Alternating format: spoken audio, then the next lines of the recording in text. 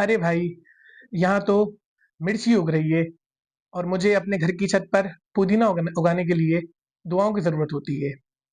जी हाँ फ्रेंड्स, आप भी सोच रहे होंगे कि क्या इस जदीद दौर में सहरा में, रेगिस्तान में ज़राअत और काश्तकारी पॉसिबल है? तो जी हाँ फ्रेंड्स, बिल्कुल पॉसिबल है। आज के जदीद दौर में मुख्तलिफ ममालिक ने अपनी टेक्नोलॉजी की बुनियाद पर, अपनी रिसर्च एंड डेवलपमेंट की बुनियाद पर, अपनी मेहनत की बुनियाद पर उन्होंने डेजर्ट फार्मिंग यानी रेगिस्तान में काश्तकारी और ज़राअत को मुमकिन बनाया है।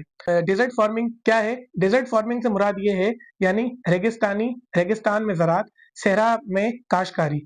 यानी ऐसा एरिया जो बंजर हो, ज़मीन उसकी बंजर हो, ठीक है? वहाँ पे जो सॉइल की क्वांटिटी हो, बहुत ख़राब हो, यानी सॉइल की जगह सैंड हो वहाँ पे, उसको आप कैसे ट्रांसफ़ॉर्म करेंगे और वहाँ पे पानी की जो एक्सेस हो, वो भी बहुत ना हो या बिल्कुल लिमिटेड हो, और ऐसी जगह पे भी आप क्रॉप्स की फार्मिंग को, कल्टीवेशन को मुमकिन बनाएँ। तो इसको हम कहते हैं desert farming.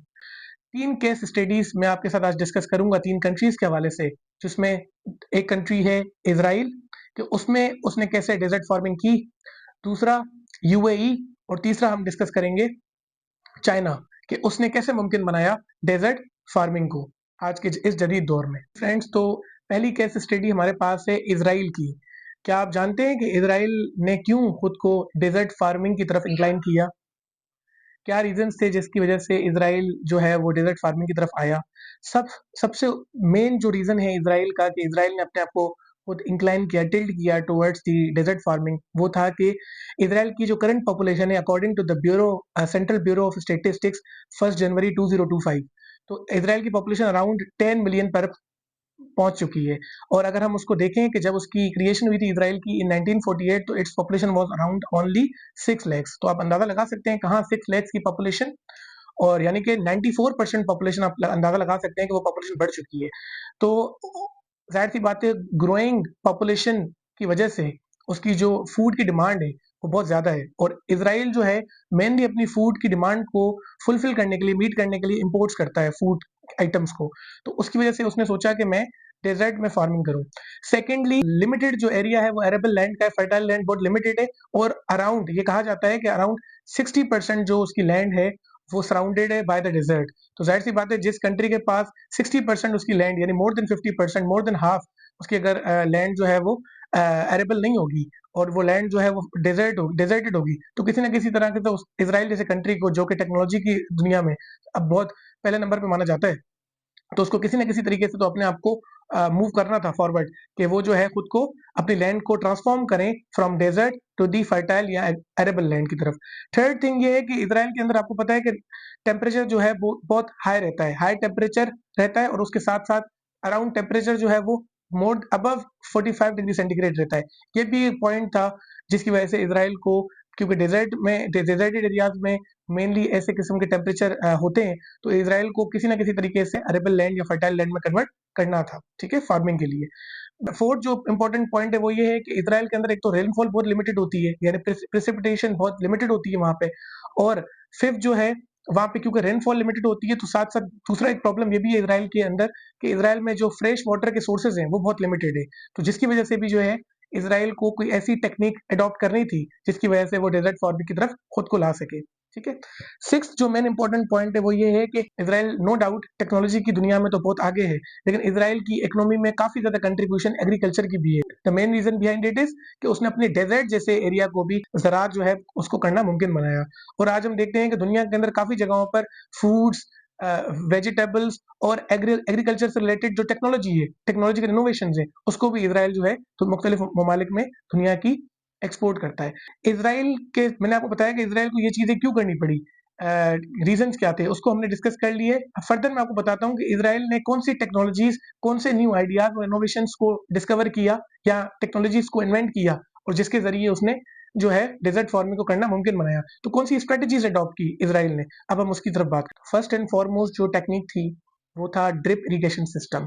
Drip irrigation system basically होता है क्या है, नॉर्मली जब भी हम क्रॉप्स या हमारे जो एग्रीकल्चरल फार्म्स लैंड्स होती हैं, वहाँ पे हम जो है वाटर जो है वहाँ पे उनको देते हैं, वाटरिंग करते हैं उधर, तो वाटरिंग से क्या होता है कि ये एक ट्रेडिशनल मैकेनिज्म है कि आप जाके वहाँ पे किसी भी सोर्स के थ्रू वहाँ पे जाके आप पानी दें, थ्रू छोटी-छोटी नालियाँ बना के वहाँ पे पानी को आप पहुँचाएँ, ठीक है? या कोई और तरीका आप ढूँढें, ठीक है? कोई ऊपर से उनको पानी की शावरिंग करवाएँ। लेकिन न्यू जो टेक्नोलॉजी इज़राइल ने, क्योंकि मैंने आपको बताया कि वहाँ पे पानी फ्रेश वाटर की जो है क्वांटिटी है बहुत लिमिटेड है और रेनफॉल भी बहुत ना होने के बराबर या लिमिटेड होती है, ठीक है?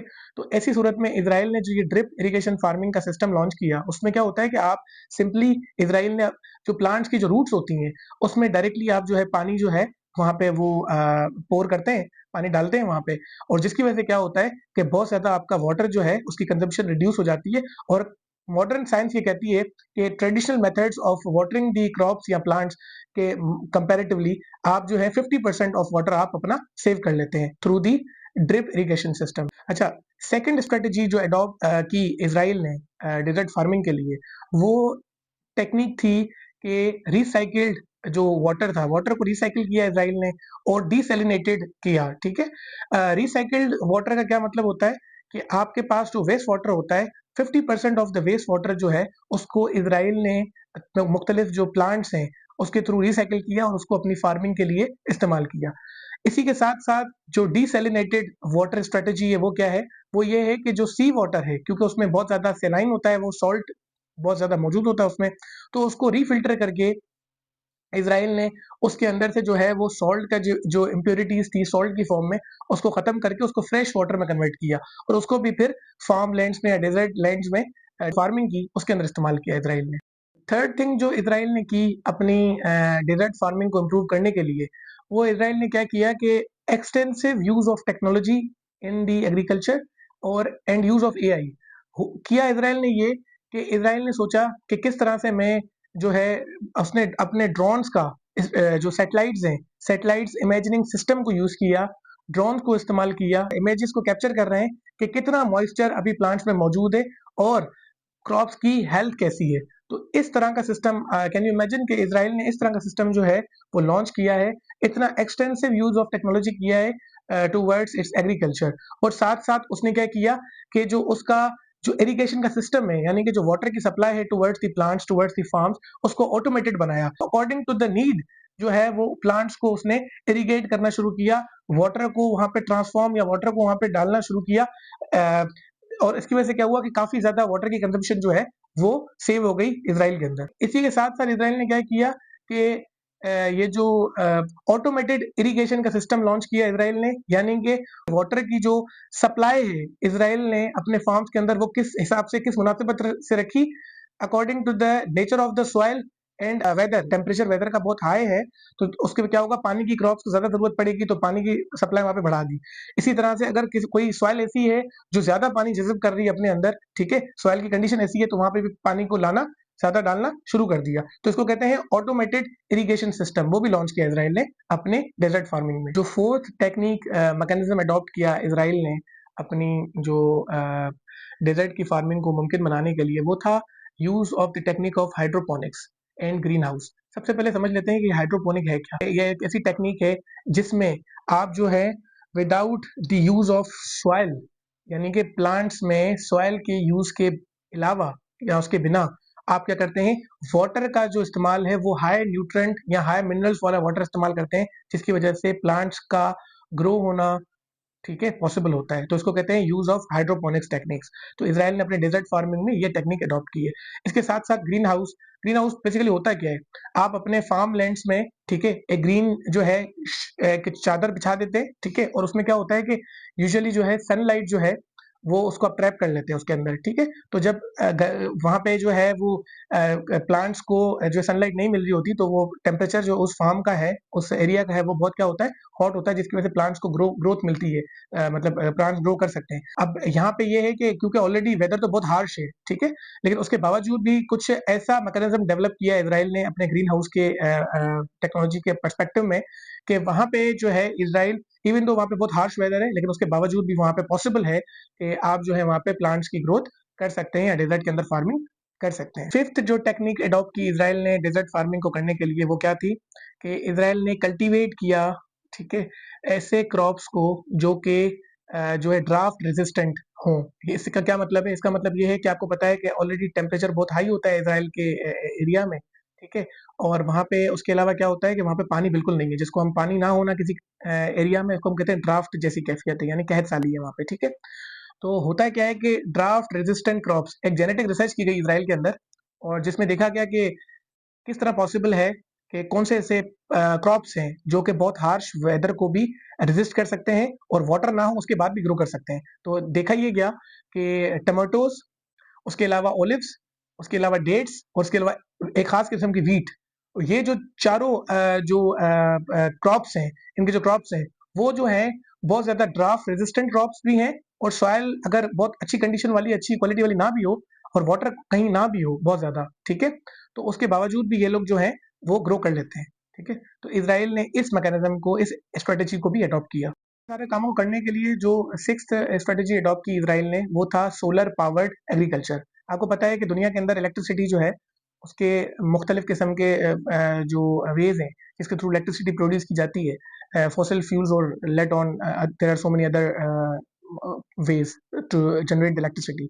बट इवन दो इसराइल जिस एग्रीकल्चर के लिए जो इलेक्ट्रिसिटी का मैकेनिज्म इसराइल ने अडॉप्ट किया वो था सोलर पावर्ड एग्रीकल्चर। इसका मतलब क्या है कि सोलर प्लेट्स की मदद से जो है वहाँ पे जो इरिगेशन सिस्टम है, इरिगेशन के जो पंप्स हैं, उसको जो है रेगुलेट किया इसराइल ने, और जिसकी वजह से क्या हुआ कि बहुत ज़्यादा एनर्जी भी वहाँ पे सेव हुई और उसके साथ-साथ सस्टेनेबल डेजर्ट फार्मिंग भी पॉसिबल हुई। सक्सेस स्टोरी क्या है इसराइल की? हालाँकि उसने डेजर्ट के अंदर फार्मिंग को बनाना तो मुमकिन बनाया, लेकिन इसके साथ अगर हम बात करते हैं, इसराइल के अंदर एक बहुत फेमस डेजर्ट है जिसका नाम है नेगेव डेजर्ट है। वहाँ पे इसराइल ने सक्सेसफुली इस चीज़ को मुमकिन बना के दिखाया कि वहाँ पे आज बहुत हैवी क्वांटिटी में डेट्स की प्रोडक्शन भी यानी होती है, और साथ-साथ वहाँ पे जो है वो पोमोग्रेनेट और मुख्तलिफ किस्म की वेजिटेबल्स भी होती हैं। इसी तरह सेकंड जो सक्सेसफुल स्टोरी है इसराइल की डेजर्ट फार्मिंग की, वो है अरारा वैली, और वहाँ पे उस वैली में आज जितनी भी फ्रेश वेजिटेबल्स इसराइल जो है उनको प्रोड्यूस करता है। अच्छा, इसके साथ-साथ इसराइल जो है उसने डेजर्ट फार्मिंग के अंदर इतना ज़्यादा माइलस्टोन्स अचीव किए हैं कि वो इंटरनेशनल कोलैबोरेशन कर रहा है डिफरेंट कंट्रीज़ के साथ आज। उसमें इंडिया है, अफ्रीकन नेशंस हैं, यूएई है, और उनको जो है उनके साथ अपनी नॉलेज, अपनी टेक्नोलॉजी शेयर कर रहा है ताकि वो सस्टेनेबल डेजर्ट फार्मिंग कर सके। तो सेकंड जो केस स्टडी हमारे पास है डेजर्ट फार्मिंग के हवाले से, वो है केस स्टडी ऑफ यूएई कि किस तरह से उसने डेजर्ट फार्मिंग को पॉसिबल बनाया। सबसे पहले तो उसकी पॉपुलेशन की हम जो है आइडिया लगा लेते हैं कि करंट उसकी पॉपुलेशन क्या है।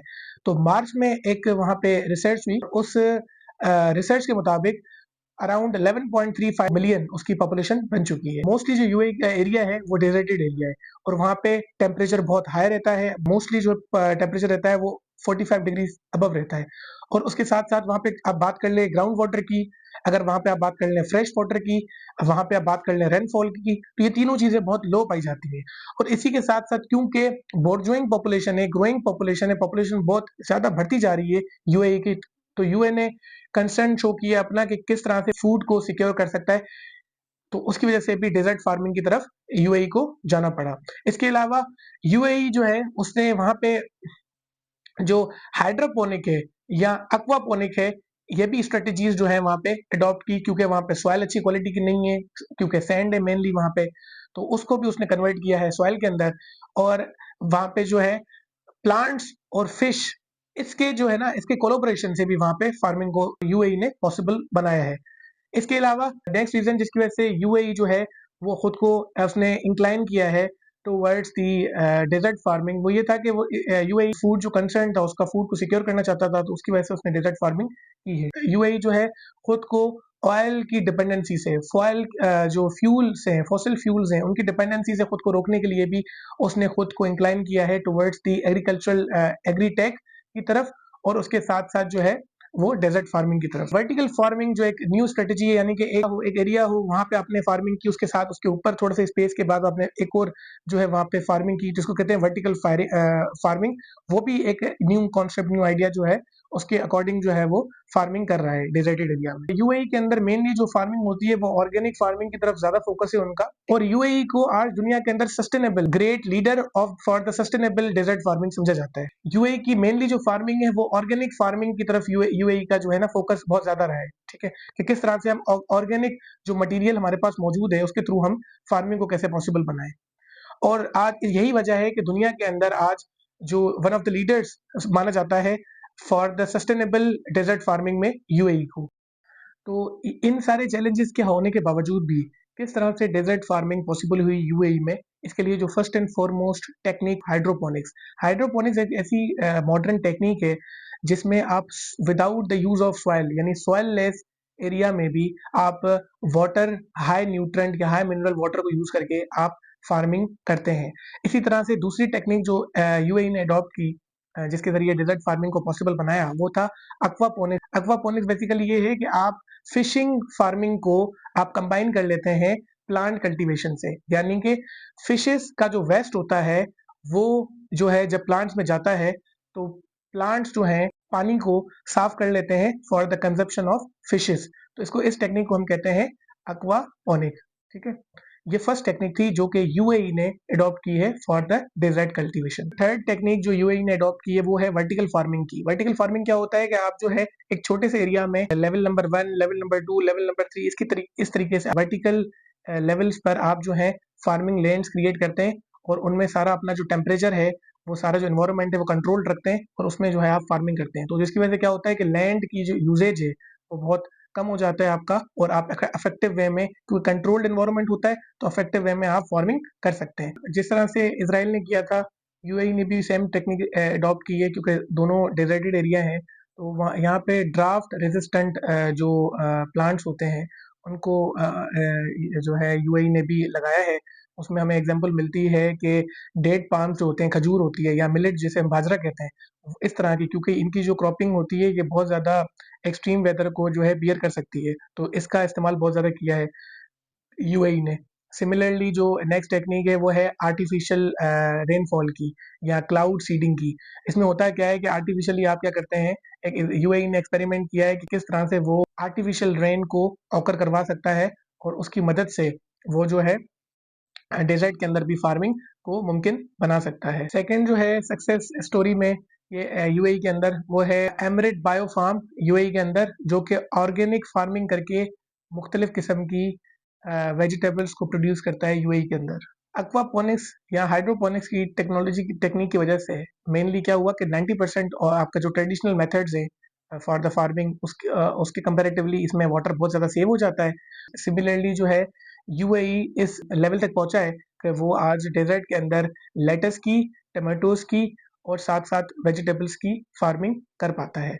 सिमिलरली जो सेकंड स्ट्रेटजी अडॉप्ट की है, जिस तरह इसराइल ने भी की थी, ये बहुत कॉमन है कि वाटर जो है उसको रिसाइकलिंग करना, वेस्ट वाटर की रिसाइकलिंग करना, और उसके बाद जो है डीसैलिनेशन करना। इसी के साथ साथ जो टेक्निक है वो सोलर एनर्जी की टेक्निक है कि सोलर पैनल्स की मदद से यूएई ने भी इसराइल की तरह जो है वहाँ पे जो इरिगेशन के पंप्स हैं उसको जो है रेगुलेट किया है with the help of the solar panels.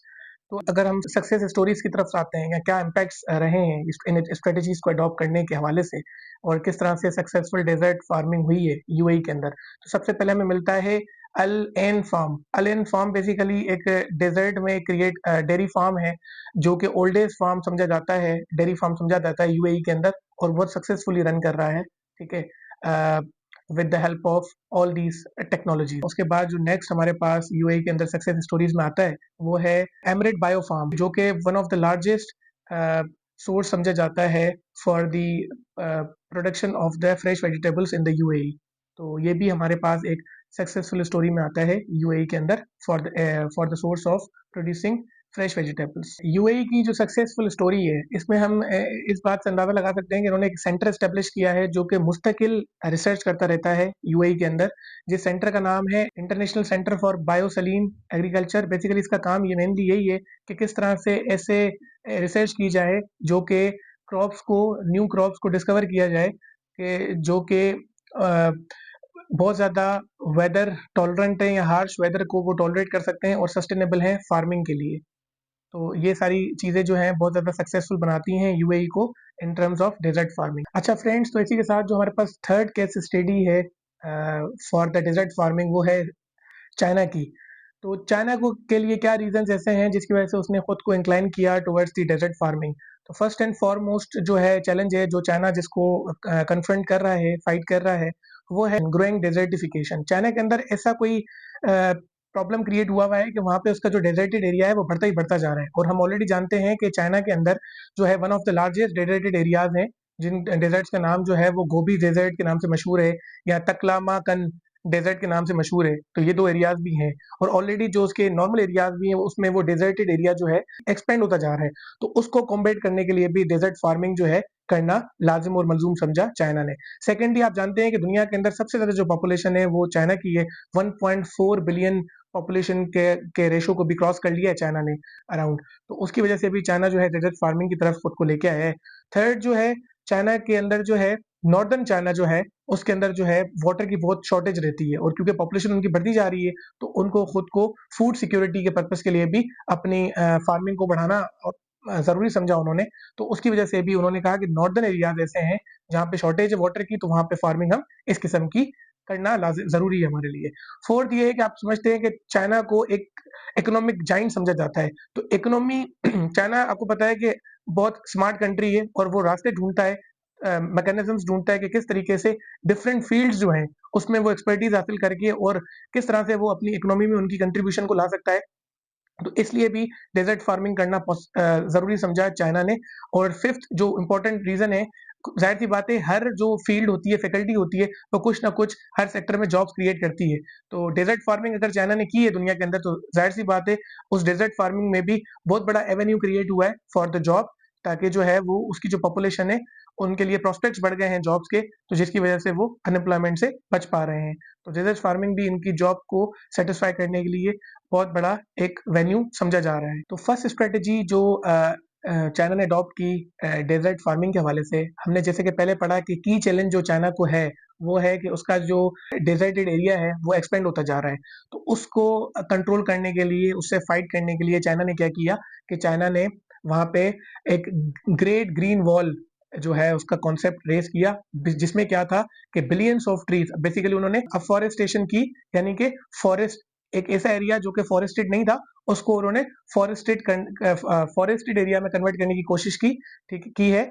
और उसमें वो सक्सेसफुल भी रहे हैं। किया क्या उन्होंने कि उस एरिया में उन्होंने स्ट्रॉ चेकर बोर्ड टेक्निक का इस्तेमाल किया। स्ट्रॉस की मदद से मॉइस्चर को कंट्रोल करते हैं, ठीक है, और मॉइस्चर को ट्रैप करते हैं। स्ट्रॉस, आप स्ट्रॉ लगाते हैं डेजर्टेड एरिया में, और उसकी वजह से क्या करते हैं, मॉइस्चर को ट्रैप करते हैं, सैंड को स्टेबलाइज करते हैं, और जिसकी वजह से क्या होती है, प्लांट्स की ग्रोथ होती है। तो इस टेक्निक को कहते हैं हम use of straw chequerboard technique. इसकी मदद से भी चाइना इस लेवल पर पहुंचा कि उसने मुमकिन बनाया कि किस तरह से वो डिफॉरेस्टेशन जो उसके कंट्री में हो रही थी उसको जो है फॉरेस्टेड एरिया में कन्वर्ट किया है चाइना ने। सबसे पहला जो की स्ट्रेटजी अडॉप्ट की चाइना ने, वो था ग्रेट ग्रीन वॉल का कॉन्सेप्ट जो है वो लेकर आया चाइना अपनी डेजर्ट फार्मिंग के हवाले से। क्योंकि सबसे बड़ा जो चैलेंज था चाइना को वो ये था कि जो उसका डेजर्टेड एरिया है वो बहुत ज़्यादा एक्सपेंड होता जा रहा था।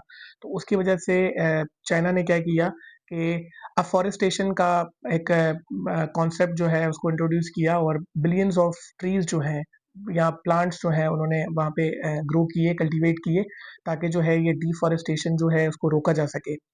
सिमिलरली उन्होंने जो है use of straw checker board technique का इस्तेमाल किया। उसमें क्या किया कि डेजर्टेड एरिया में उन्होंने मुख्तलिफ किस्म के स्ट्रॉस को जो है इंस्टॉल किया, और जिसकी मदद से उन्होंने मॉइस्चर को, वहाँ के एरिया की मॉइस्चर को ट्रैप किया, और जिसकी वजह से सैंड जो थी वहाँ पे अवेलेबल उसको उन्होंने स्टेबलाइज किया, और जिसने सपोर्ट किया प्लांट्स की ग्रोथ को वहाँ पर।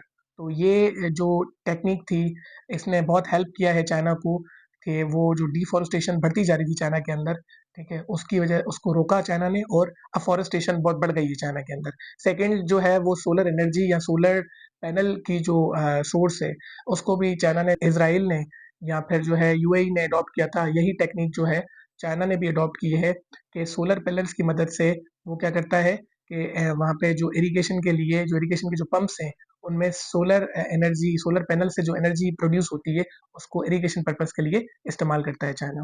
अच्छा, इसी के साथ-साथ यूएई ने और उसके अलावा इज़राइल ने जो ड्राफ्ट रेजिस्टेंट क्रॉप्स को कल्टीवेट किया डेजर्टेड एरिया में, तो लाइकवाइज़ चाइना ने भी यही किया है कि कुछ न्यू वैरायटी ऑफ क्रॉप्स को कल्टीवेट किया है इन द डेजर्टेड एरिया। उसमें हमारे पास मेनली जो है एक राइस की वैरायटी मिलती है हमें वहाँ पे, और उसके अलावा हमें व्हीट मिलता है, कॉर्न्स मिलते हैं, और गोजी बेरीज़ मिलती हैं, और ग्रेप्स मिलते हैं। और एक्सट्रीम किस्म के जो हार्श वेदर को टॉलरेट करने वाले राइस हैं, वो भी वहाँ पे प्लांट किए जाते हैं।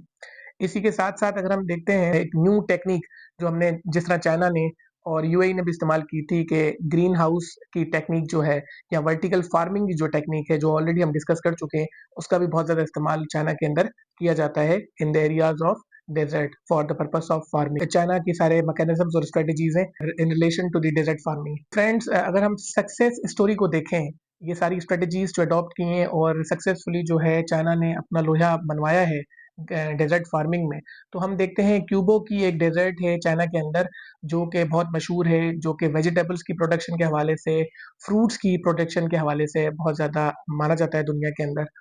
और इसके अलावा वहाँ पे मेडिसिन के जो प्लांट्स हैं वो भी बहुत ज़्यादा ग्रो कर रहे हैं वहाँ पे। अच्छा, दूसरा जो है वो है तकलामाकन डेजर्ट जो कि व्हीट के हवाले से और कॉटन के हवाले से, कॉटन फील्ड्स के हवाले से बहुत मशहूर है। तो इसी तरह से अगर हम इसको सम अप करें, तो हम देखते हैं कि चाइना के अंदर जो है, चाइना ने आज अपनी इकोनॉमी की बहुत बड़ी कंट्रीब्यूशन है और दुनिया के अंदर जो है बहुत ज़्यादा न्यू टेक्नोलॉजीज़ एग्रीकल्चर से रिलेटेड भी वो अपनी इनोवेशंस, अपनी टेक्नोलॉजीज़ को वो क्या करता है, एक्सपोर्ट करता है।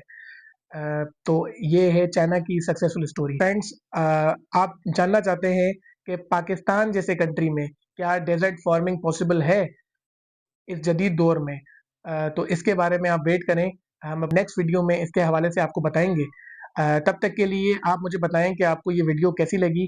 कमेंट बॉक्स पे कमेंट करके ज़रूर बताइएगा इस वीडियो के हवाले से और इस वीडियो को देखना और चैनल को सब्सक्राइब करना, बेल आइकन को प्रेस करना मत भूलिएगा। मिलते हैं नेक्स्ट वीडियो में, तब तक के लिए अल्लाह हाफ़िज़।